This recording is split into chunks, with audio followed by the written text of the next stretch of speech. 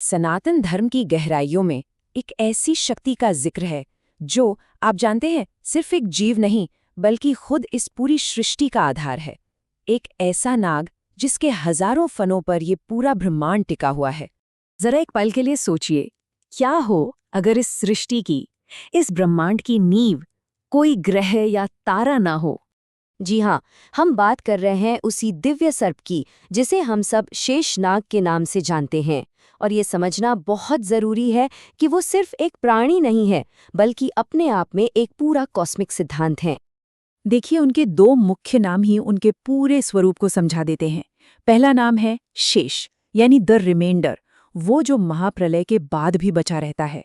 और दूसरा अनंत, यानी दी एंडलेस, जो समय और स्थान की हर सीमा से परे है। तो चलिए अब और गहराई में उतरते हैं। आखिर इस ब्रह्मांडीय शक्ति की उत्पत्ति हुई कैसे? सबसे दिलचस्प बात तो ये है कि इसकी शुरुआत किसी शक्ति प्रदर्शन से नहीं बल्कि एक बहुत ही गहरे नैतिक चुनाव से हुई थी। ये समय रेखा शेषनाग की असाधारण यात्रा को दिखाती है।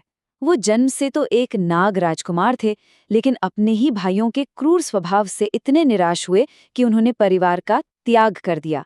इसके बाद उन्होंने कठोर तपस्या का रास्ता चुना, जिसके फल में उन्हें ब्रह्मा जी से वरदान मिला और आखिर में ब्रह्मांड को स्थिर रखने का वो महान आदेश भी मिला। ये पूरी यात्रा अनुशासन और धर्म की एक मिसाल है।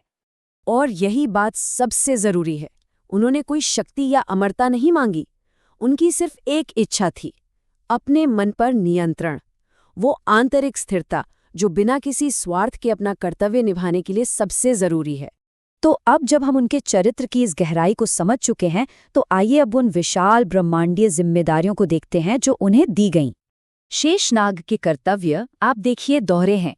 एक तरफ वो हमारी दुनिया की भौतिक नींव है जो पाताल लोक से, यानी धरती के निचले लोकों से पृथ्वी को थामे हुए हैं, और दूसरी तरफ वो क्षीर सागर यानी कॉस्मिक ओशन में स्वयं भगवान विष्णु के लिए एक आध्यात्मिक आसन बनकर उन्हें आधार देते हैं। उनकी शक्ति का असली पैमाना तो यहाँ दिखता है। जरा सोचिए, उनका प्रभाव कितना विशाल है। एक छोटी सी हलचल से भूकंप लाने से लेकर खुद ब्रह्मांड के समय के बहाव को कंट्रोल करने तक, वो सृष्टि के आरंभ और अंत दोनों से एक समान रूप से जुड़े हुए हैं। लेकिन कहानी यहीं खत्म नहीं होती। शेषनाग की भूमिका सिर्फ कॉस्मिक लेवल तक ही सीमित नहीं है। वो तो मानव रूप में परमात्मा का साथ देने के लिए पृथ्वी पर भी अवतरित हुए। हर युग में उनके अवतार ने भगवान विष्णु के मिशन के लिए ठीक वैसा ही समर्थन दिया जिसकी उस समय जरूरत थी। त्रेता युग में वो लक्ष्मण बने जिनकी अटूट निष्ठा और सतर्कता ऐसी थी कि वो 14 साल तक सोए ही नहीं।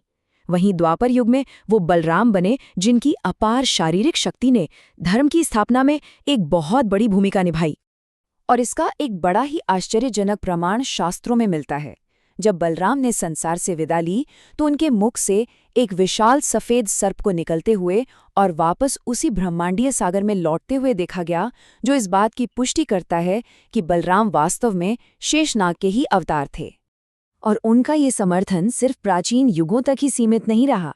ऐसा माना जाता है कि हमारे युग में यानी कलयुग में भी उनका प्रभाव भौतिक से बौद्धिक रूप में बदल गया।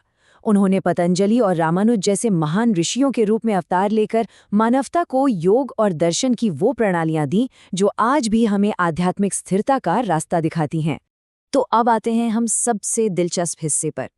चलिए देखते हैं कि ये हजारों साल पुराना प्रतीकवाद आज की मॉडर्न कॉस्मोलॉजी यानी ब्रह्मांड विज्ञान से कैसे जुड़ता है।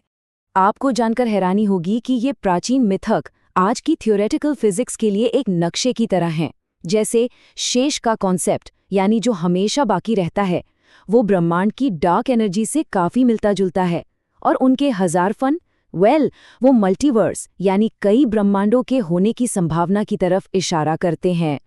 देखिए, उनके जो 1000 सिरों की बात होती है वो सिर्फ एक संख्या नहीं है, ये असल में प्रतीक है अनंत डायमेंशंस का, अनगिनत वास्तविकताओं का और चेतना की उस सबसे ऊंची अवस्था का जिसे योग में सहस्रार चक्र कहा जाता है। तो सबसे महत्वपूर्ण बात है उनकी ये विरोधाभासी प्रकृति।